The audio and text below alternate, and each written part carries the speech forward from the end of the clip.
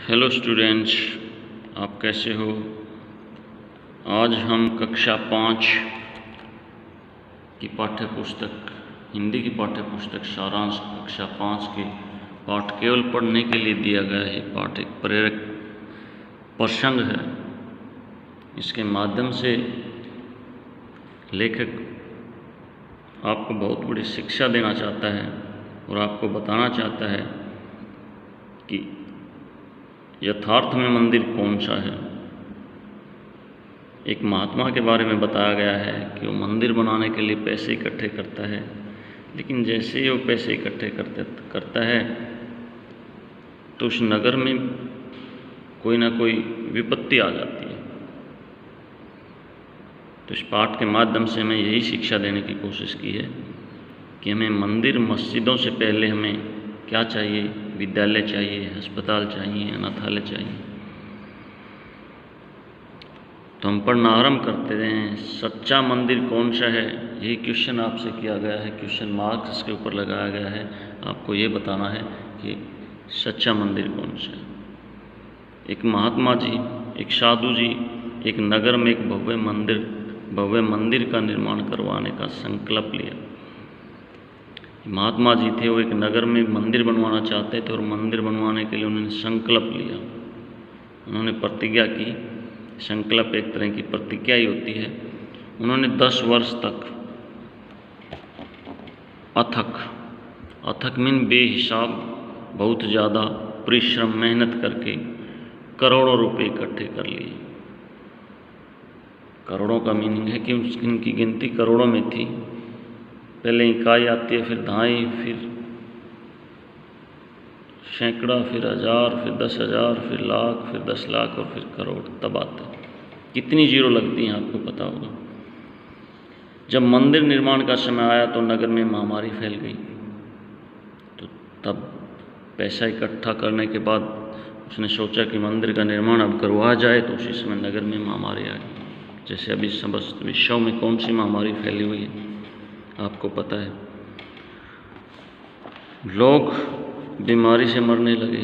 तो लोग बीमारी से मरने लगे। महात्मा जी ने एकत्रित सारा धन लगा कर एक अस्पताल बनवा दिया।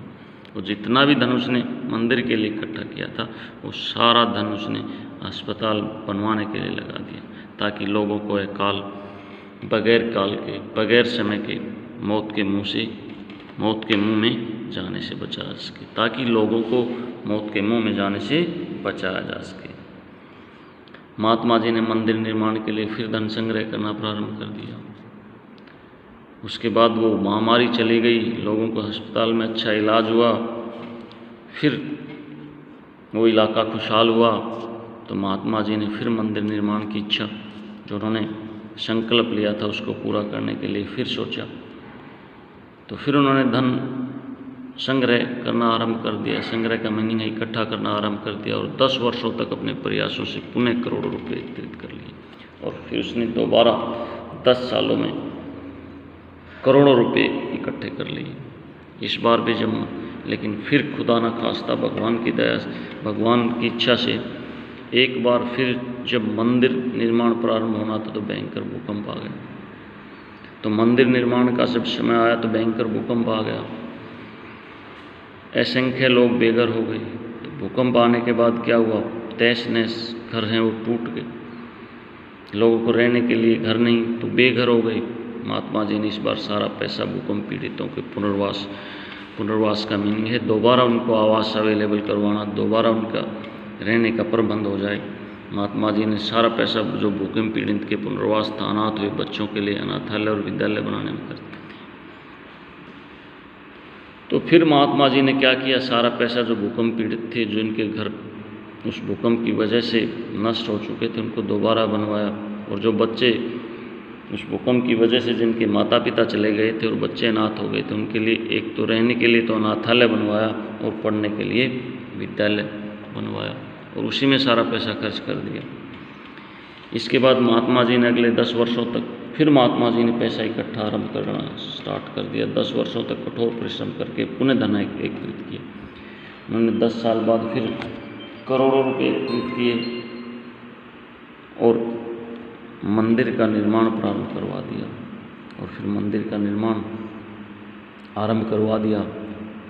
मंदिर पूरा होने पर महात्मा जी ने लिखवाया, फिर वो धीरे धीरे भगवान की कृपा से वो मंदिर भी पूरा हो गया।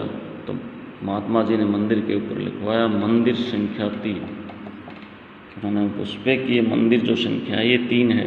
लोगों ने हैरान होकर पूछा, लोग भी अचंभित थे कि मंदिर तो ये पहला ही बना है और ये नंबर 3 लिखे हुए।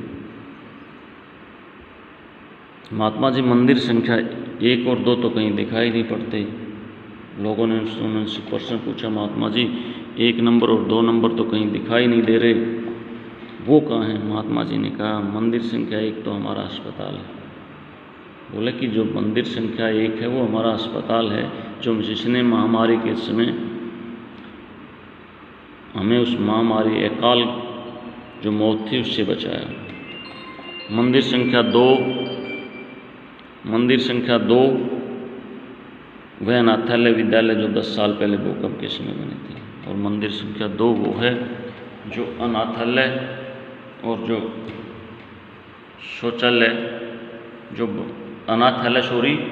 और जो विद्यालय जो 10 साल पहले भूकंप के समय बनाए गए थे, वो मंदिर नंबर 2 है। उस अनाथालय में वो बच्चे रहते हैं जिनके माता पिता नहीं है, और विद्यालय में वो पढ़ते हैं। महात्मा जी ने कहा यद्यपि इस मंदिर का भी महत्व है, लेकिन ऐसा नहीं है कि इस मंदिर का महत्व नहीं है, इस मंदिर का भी महत्व है।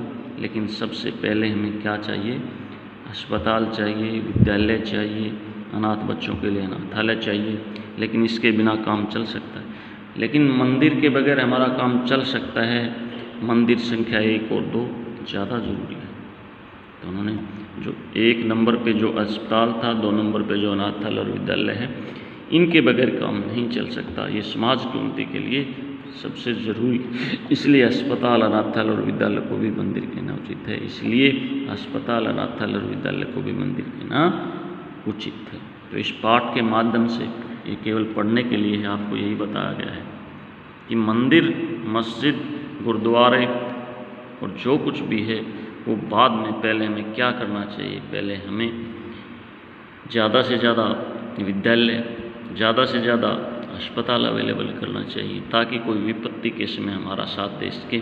महामारी कोई अगर आए तो हमें कुछ रिलीफ मिल सके। यद्यपि इन मंदिरों का भी महत्व नहीं है, हम ये नहीं कहते कि ये मत बनाओ, लेकिन पहले हमें क्या करना चाहिए? जो ज़रूरी चीज़ है उनको बनाना चाहिए, जो समाज की ज़रूरी रिक्वायरमेंट है। तो आपको भी इन चीज़ों पे ध्यान देना चाहिए। दोबारा इस पाठ को पढ़ना, ट्राई टू अंडरस्टैंड, इसमें क्या कहना चाहता है, मीनिंग क्या है, इससे क्या निकल के आता है, आपको क्या करना चाहिए, क्या नहीं करना चाहिए, उसकी तरफ इंगित करता है। Thank you all of you.